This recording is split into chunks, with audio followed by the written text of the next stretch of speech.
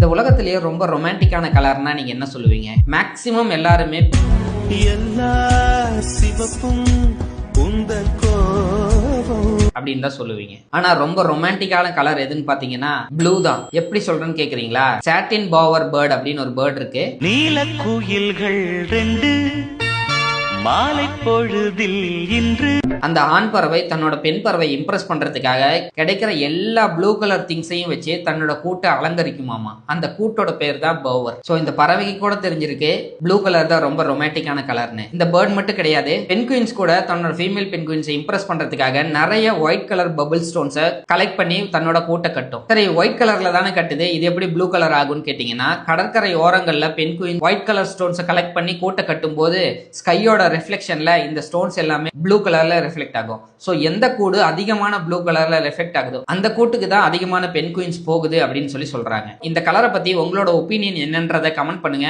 இன்னும் நிறைய இன்ட்ரெஸ்டிங்கான இன்ஃபர்மேஷன் தெரிஞ்சுக்கணும்னு நினைச்சீங்கன்னா நம்ம சேனலை ஃபாலோ பண்ணிக்கோங்க. அப்புறம் நாளைக்கு பார்க்கலாம்.